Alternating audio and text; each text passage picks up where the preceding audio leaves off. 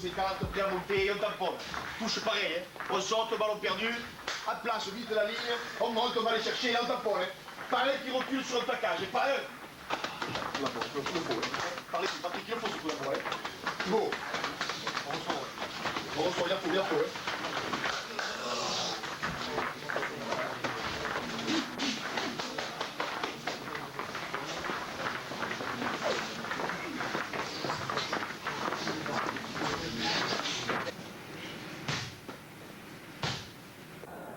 Le grand saut dans l'inconnu de la jeune génération débute par un jeu au pied approximatif, de quoi donner à Bobby Skinstad et ses attaquants friands de relance des munitions.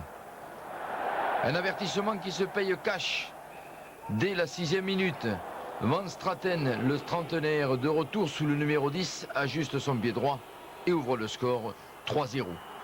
Mais ce 15 de France a des bases solides qui rassurent, comme ses 3 premières mêlées où les Springboks plient. Sur la deuxième, François Gélès, titulaire depuis vendredi, se voit offrir l'occasion de rentrer dans son match. Une première pénalité, la France égalise.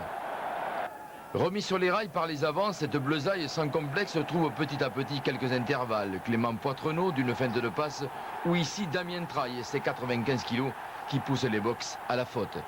Avec 3 réussites de Gélès, les Coqs virent en tête 9-3 sans avoir auparavant, grâce à Bory, écarté d'un souffle l'insaisissable Brayton Pauls.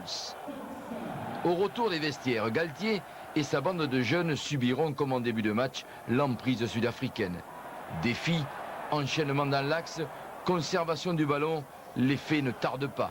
André Snyman se débarrasse de son garde du corps pour l'essai de Peter Rosso, le bourreau des Français, en 97. 10-9, l'Afrique du Sud prend les devants. Il faudra cette tentative des 50 mètres de Damien Traille pour relancer les Bleus. Et puis, David Bory, le plus capé derrière avec 8 sélections, prend à son compte les consignes de Bernard Laporte, oser. Bory, l'ailier qui intervient aux 4 coins du terrain, les Sud-Africains concèdent une nouvelle faute. François Gélès porte le score à 15-10. C'est à la 36e minute que la rencontre bascule définitivement. Attaque au grand large avec Clément Poitrenaud intercalé jusqu'à l'aile de l'inévitable David Bory. 2 crochets intérieurs, un point de fixation, une libération rapide pour un renversement vers les avants replacés. La passe de 30 mètres de Fabien Galtier trouve Raphaël Ibanez. L'essai libérateur 20-10, cette équipe de France expérimentale gagne son premier pari.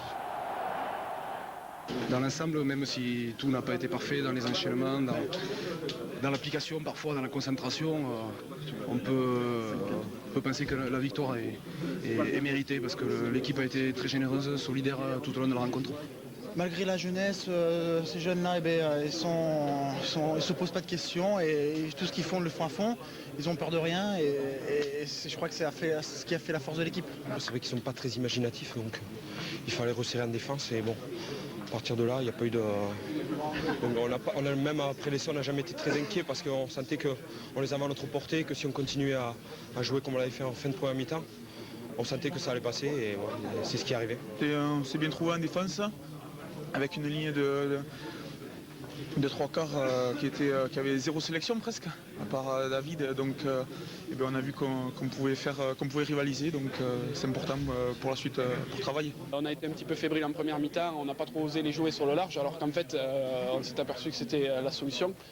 Et puis ça s'est bien passé en seconde période, donc c'est de bon augure pour recevoir les Wallabies à Marseille. Nous les Français, on parle beaucoup de jeu, on parle beaucoup de défense, d'attaque, de technique et de tactique, mais on oublie souvent une dimension importante, je crois, c'est la dimension mentale. Et depuis cette tournée, on essaie d'y mettre un petit peu l'accent dessus. Je crois que c'est un secteur qu'il ne faut certainement pas négliger. Aujourd'hui, on sent une équipe, on sent quelque chose qui veut avancer, quelque chose qui cherche à se bâtir, et ça, c'est eux, donc il faut les féliciter. Il y a de la joie dans le camp français. C'est le premier succès à domicile contre l'Afrique du Sud depuis 92.